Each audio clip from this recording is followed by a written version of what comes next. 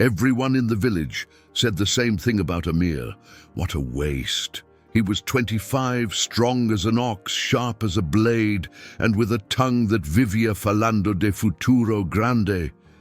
Every night at the tavern he would point to the dark fields and say, "One day, all this land will be mine.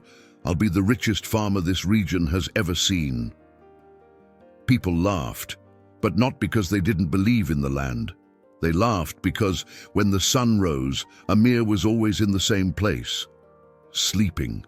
While the roosters announced the morning, the other farmers were already in the fields, carrying water, turning the soil, planting, sweating.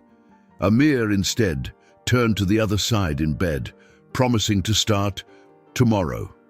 When someone passed by his window shouting, "Let's work, boy, the day is already burning," he answered from under the blanket, "Relax, I have time. My success is guaranteed." He loved the comfort of dreams and hated the discomfort of effort. His uncle, Hassan, watched this with a heavy heart. Hassan wasn't rich, but everything he had came from his own hands. His field was not the biggest, but it was the most well taken care of. People from far away bought from him because they trusted his work.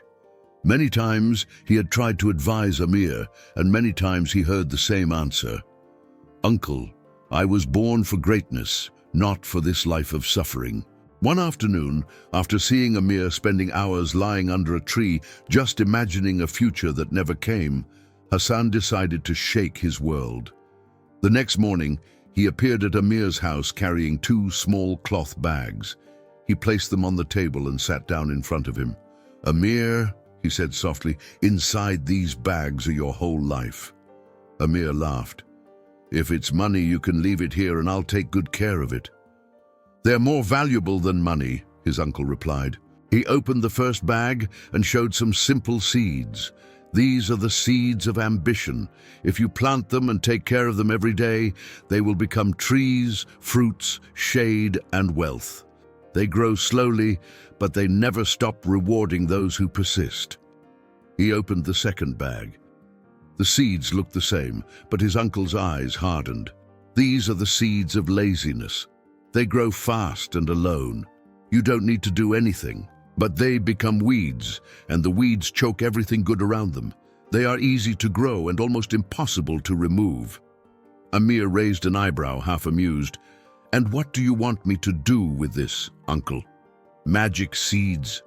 "The magic is not in the seeds, it's in your choice," Hassan answered. "The future of your life depends on which seed you nurture. You say you want to be great, so show me, not with words, but with your field." Touched for a moment, Amir nodded with determination. "Fine. Tomorrow, I'll wake up early and plant the seeds of ambition. You'll see, uncle, I'll surprise everyone." But tomorrow came, and his bed was warm, the morning was cold, and the pillow seemed to hold him like a trap. He opened his eyes, looked at the bags on the table and murmured, "Just one more day. I start after I rest properly." One day became 2. 2 became a week. The bags of seeds were forgotten in a corner. Until one boring afternoon, with nothing to do and no one to listen to his promises, Amir grabbed both bags and went to the field. Just to get rid of this lecture, he thought. Without planning, without care, he threw the seeds into the soil, mixed, shallow, without water, without attention. There, at least, his uncle wouldn't bother him anymore. He returned home and, as always, slept. Time passed. The other farmers' fields grew green, organized, full.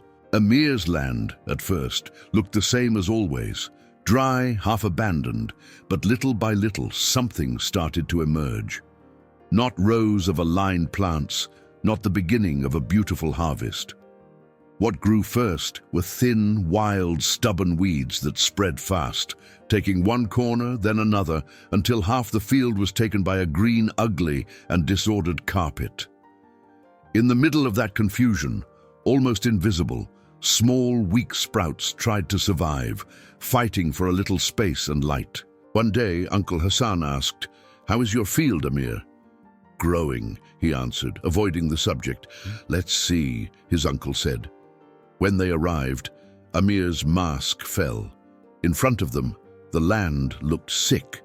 The weeds were so high they reached his knees. The soil seemed suffocated. Hassan walked slowly, kneeled, and with his calloused fingers parted the weeds until he found a thin, almost broken sprout. "Here is your ambition," he said. "It's alive, but dying. It doesn't lack potential, it lacks care." Then he pointed to the rest of the field. "And this is your laziness. You didn't need to water, you didn't need to protect, you didn't need to do anything. It grew alone, and now it's killing everything you say you want." Amir felt a knot in his throat. For the first time, the image in front of him hurt more than any word. That chaotic field looked exactly like his life, full of promises, empty of results. He remembered all the tomorrows that never came, all the mornings he traded for sleep, all the dreams he used as a pillow instead of ladder. His eyes filled with tears. "I didn't think it would be like this," he murmured. "That's the problem with laziness," Hassan replied softly. "It always seems harmless at the beginning. Just today, just one more hour, just once. But every just once is a seed. You've planted so many of them that now your own field is turning against you." Amir fell to his knees in the middle of the weeds. The thorns scratched his hands, but he barely felt it. An unbearable question echoed in his chest. "What have I done with my life?" His uncle sat beside him. "Listen, boy. Ambition is not the enemy. Dreaming big is not the problem. The problem is believing that dreams walk alone. They don't. Either you get up and walk with them, or laziness drags you backwards. You are not unlucky. You are just feeding the wrong seed." That night, Amir didn't sleep. He lay awake, staring at the ceiling, revisiting every moment he had chosen comfort instead of commitment. For the first time, his dreams didn't bring peace. They burned. He understood a painful truth. His future was not being stolen by others. He was the one giving it away, one lazy day at a time. Before dawn, while the village was still dark, Amir got up. The air was freezing. His body protested, but he did not negotiate with his bed this time. He went to the field with a hoe in his hand and a decision in his chest. "If laziness grows on its own, then I'll stop feeding it. From today, every weed that rises I'll pull out." He started alone, in silence. Every weed he tore out seemed endless. His hands got cut, his back ached, sweat mixed with dust and tears. Several times he thought about stopping. Several times his mind whispered, "You've already ruined everything, what's the point?" But each time that thought came, he looked at the weak sprouts of ambition trying to survive in the middle of the chaos and felt something new: responsibility. Days became weeks.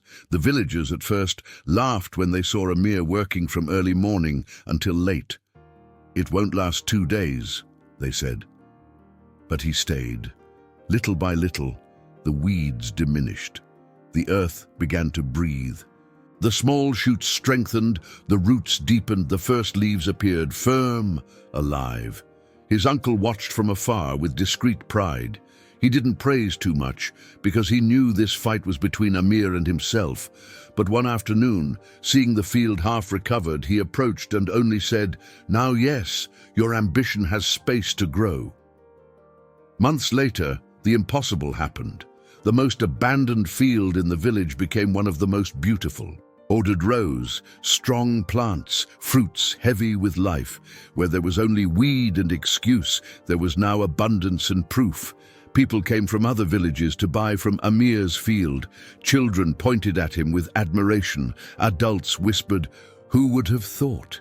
The lazy boy turned into the most disciplined farmer among us. But the greatest transformation was not in the land. It was in Amir. He no longer boasted about the future. He woke up early to build it.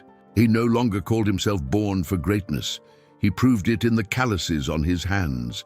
He learned that laziness doesn't disappear in a day. It is fought day by day, choice by choice, like pulling one weed at a time. Sometimes, at dusk, when the sun painted the sky orange and the wind crossed the golden field, Amir saw some new weeds trying to appear at the edges. He smiled, walked there, and pulled them out before they took root. Then he would whisper to himself as a reminder, ambition grows with effort, laziness with neglect. What I feed today decides who I'll be tomorrow.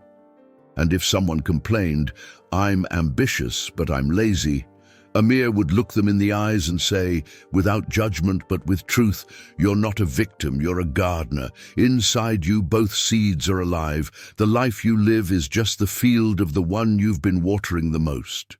Because in the end, the greatest lesson his story left for the village, and for anyone who heard it, was simple and sharp. Dreams don't die by lack of luck. They die strangled by the weeds we refuse to pull out. Tomorrow is just a comfortable lie. The only true day to plant, to clean the field, to change your destiny is today.